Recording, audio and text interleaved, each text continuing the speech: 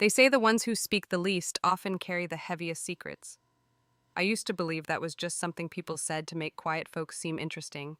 But now I know it's the truth, because I was one of those people, the kind that fades into the background, nods at the right time, and lets others take the spotlight. But that night, I stepped out of the shadows and everything changed.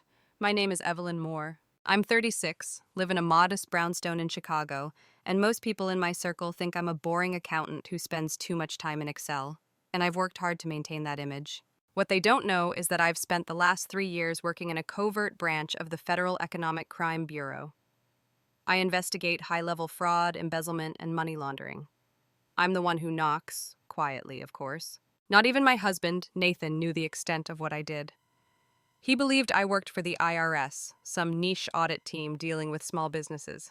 I let him believe that. I let everyone believe that. It was safer that way. Until the day I had to walk into a room full of my husband's family and expose the monster sitting at the head of the table, his beloved sister, Bianca. 3 years ago, when I joined the Financial Intelligence Unit, one name kept resurfacing in anonymous reports and whistleblower tips: B. Lancaster Holdings.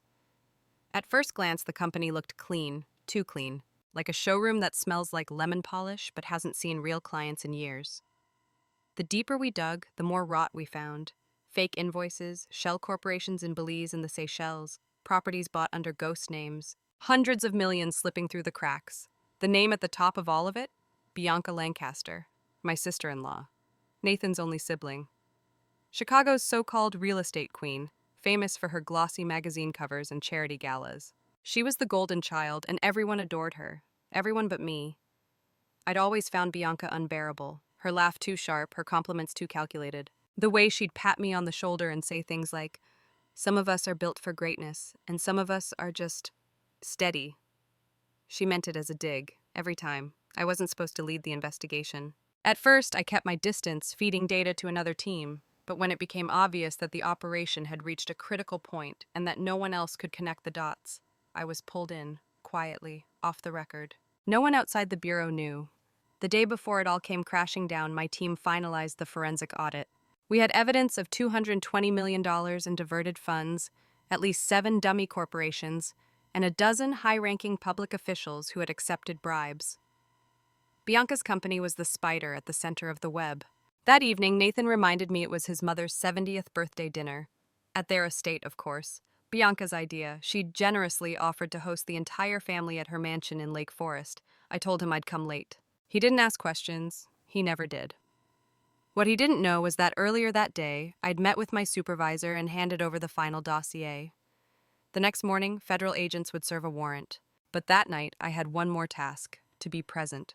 To look her in the eyes, to give her the last chance to tell the truth.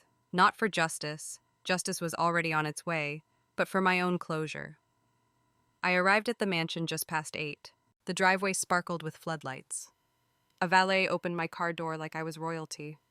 Inside, the marble floors gleamed, and a string quartet played near the grand staircase. I felt like I was walking into a movie scene, one where the villain hadn't yet realized they were seconds away from ruin. Bianca stood at the center of the room, surrounded by family, holding a glass of champagne and telling a story about her latest business acquisition in Dubai. She wore a red silk dress, diamond earrings, and the smugness of someone who thinks she owns the world. When she saw me, her eyes narrowed. That faux warm smile curled onto her lips like a snake wrapping itself around prey. There was a seat reserved for me, at the far end of the table, away from the chatter. That's where I sat, smiling politely, sipping sparkling water and counting the minutes. Just before dessert, the doorbell rang, and that's when everything began to unravel. The sound of the doorbell echoed like a warning bell. Conversations halted mid-sentence. Forks paused over half-eaten cake. Bianca tilted her head, clearly not expecting anyone else. She whispered something to the butler, and moments later the front doors swung open. But it wasn't a business partner or a late guest. It was Director Miles Hartman, my boss, the head of the Federal Economic Crime Bureau. Bianca's face froze. She recognized him instantly.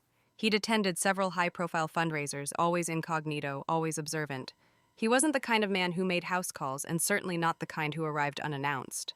Unless something was very, very wrong. The air shifted. Confusion turned to tension.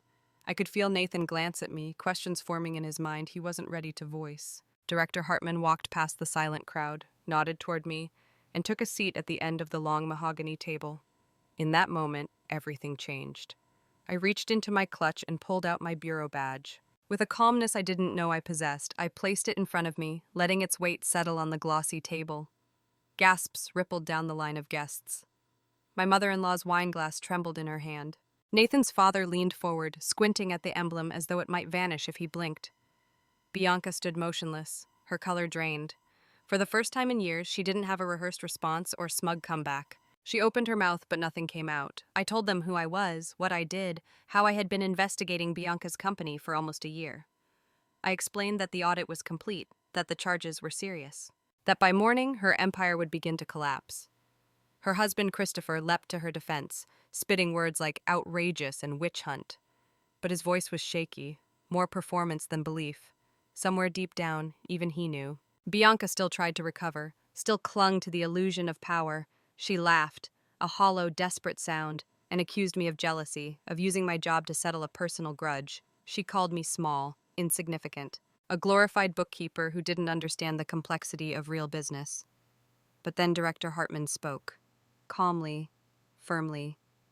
He laid out the facts, the falsified contracts, the offshore accounts, the forged signatures. He told her we had voice recordings, surveillance footage, financial trails that stretched across multiple jurisdictions. And then, the final blow, when I revealed how I had spent several hours in her office months ago, under the pretense of helping her with her tax returns. How she had left me alone while she took calls, bragging about yachts and villas.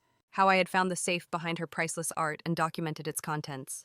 It was all cataloged, photographed, duplicated. Her composure cracked. She turned on me with hatred in her eyes, so raw it made my breath hitch. She called me a traitor, a liar, a snake in the grass. And maybe, in her eyes, I was all those things. But I also knew I was the only one in the room brave enough to say what needed to be said. The worst part wasn't Bianca's meltdown or Christopher's panic. It was watching my in-laws, especially Nathan's parents, sit in stunned silence. Their world had just shattered. The daughter they'd worshipped, the one they paraded at events and praised in every conversation, had built her fortune on deceit, on criminal enterprise, on exploiting the very system I had sworn to protect. By the time two plainclothes agents arrived at the door to formally take Bianca in for questioning, the room had descended into chaos. Bianca tried to leave through the back, but the exits were covered. Christopher shouted for a lawyer. Nathan sat frozen, 1,000 thoughts behind his eyes. And me? I stayed quiet. I watched as the woman who had spent years belittling me was led out in handcuffs, her silk dress wrinkled, her perfect hair falling out of place. Her carefully constructed image dissolved before all of us like smoke. The dinner ended in silence. No one touched the dessert. The days that followed felt like living through a slow-motion earthquake. The initial jolt had passed, but the aftershocks kept coming. News headlines, phone calls, subpoenas. Every time I turned on the television or opened my laptop, Bianca's face stared back at me. The once glamorous business mogul now reduced to a grim mugshot and stories of betrayal and greed. Nathan and I barely spoke for the first week. He was processing everything, the lies, the double life his sister had led, the fact that his own wife had known all along. He never said it out loud, but I saw it in his eyes, the quiet grief of someone who felt caught between loyalty and truth. Eventually, he asked the question I'd been dreading. Why didn't you tell me? And I gave him the only answer I could. Because it was classified. Because protecting him meant keeping him in the dark. Because if Bianca had suspected even for a moment that he knew something, she would have used it to burn us both. He didn't press further. He just nodded, quietly, and walked away. Meanwhile, the investigation exploded beyond our expectations. Bianca's company wasn't just cooking numbers. They were entangled in a sprawling international scheme. Laundered money funneled through fake consulting firms, properties hidden under shell corporations, bribes to city officials. What had begun as a suspicion of tax evasion turned into one of the largest corporate fraud cases in the region's history. I watched from the front lines as the truth unraveled. My colleagues worked around the clock, pulling apart threads that led to places we never imagined: New York, Dubai, Zurich. We interviewed executives, subpoenaed records, decrypted offshore transactions, and through it all, Bianca stayed silent. No statement, no apology, just icy defiance from a jail cell. Until one day the silence broke.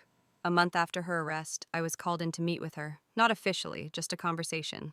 A last-ditch effort to reach a resolution before the trial began. I didn't want to go, but I knew I had to. For closure, for the family, for myself.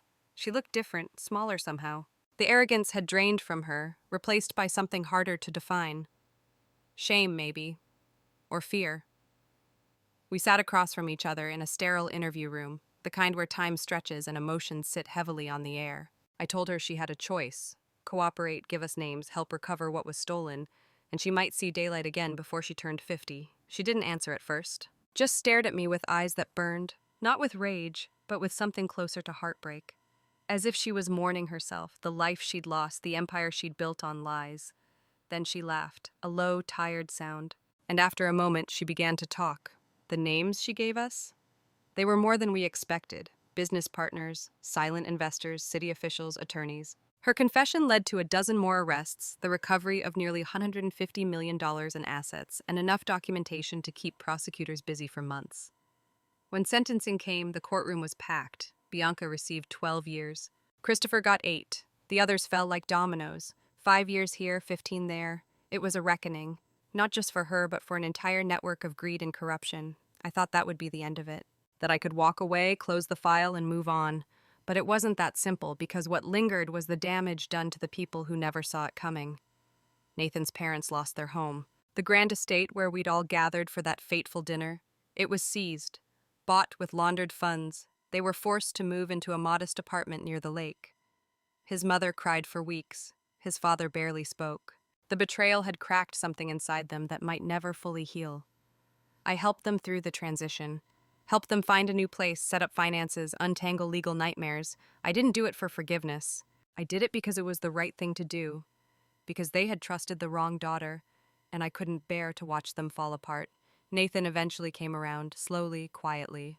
We found our way back to each other, not because everything was suddenly fine, but because love, real love, doesn't vanish when things get hard. It steadies itself, learns to bend without breaking. And through it all, I kept working. New cases, new names, but that one night, the dinner that shattered the illusion, still followed me. A year passed. In the world of federal investigations, 12 months is enough time to close 3 major cases, testify in court, and start unraveling another empire of lies. But in the quiet moments, in my home, over late-night tea, or while walking through the park with Nathan, it felt like Bianca's shadow still hovered, stretched across everything we knew. She was serving her sentence in a medium-security facility in upstate Illinois. Her once flawless appearance was now reduced to a beige uniform and a number stitched to her chest. Occasionally, her name would reappear in the press when another associate was indicted, but most of the world had moved on, except for us. I kept a photo on my desk, one taken just moments before that dinner. Bianca was standing with a champagne flute in hand, that signature smirk on her face, the picture of elegance and pride. It was a snapshot of everything she pretended to be. I kept it not as a trophy, but as a reminder of how easily people can be fooled by surfaces, of how arrogance can build empires until truth brings them down. Director Hartman promoted me 6 months after the arrest, division chief. I hadn't asked for it, hadn't expected it, but I accepted it. Not for the title or the prestige, but because I knew I could do more. There were others like Bianca out there, hiding behind success, laundering greed into legitimacy. I was done letting them. Sometimes when I close my eyes, I still see the moment I placed my badge on the dinner table. The silence, the glass breaking, Bianca's stunned expression when she realized the simple accountant had been her undoing. It was the night everything changed, not just for our family, but for me. Because for once, I didn't shrink into the background. I stood up. Nathan and I rebuilt slowly, with honesty. There were still scars between us, invisible and tender, but he understood now, understood who I was, and why I had done what I did. One evening, months after the trial, we sat together watching the sunset over the lake, and he said something I'll never forget. You didn't just save the Bureau from a scandal, you saved the rest of us from believing in a lie. I didn't respond, I just squeezed his hand. There was fallout, of course, extended family divided. Some defended Bianca until the end. Others apologized for the way they had dismissed me for years. My mother-in-law was one of the latter. One night, she called me and broke down in tears. She told me she was sorry for never seeing me, for treating me like I didn't matter, for believing that charm was the same as character. I listened, and then I forgave her. Because this wasn't just about Bianca, it was about all the ways people underestimate those who move quietly, who do the right thing without applause, who carry truth like a blade they only draw when it matters. I never wanted revenge. I never wanted to humiliate anyone. I just wanted justice. And justice came, not with a bang, but with a calm voice, a badge on the table, and a woman no one saw coming. Now, when I walk into a room of CEOs, lawyers, or government officials, I carry the quiet power of that moment with me. They still see the calm exterior, the tidy blazer, the soft voice, but some of them, especially the guilty ones, look a little deeper, and they flinch. They should, because what Bianca never understood is what so many others don't. The most dangerous person in the room isn't the loudest. It's the one who listens, the one who watches, the one they never saw coming. And that's exactly who I'll always be.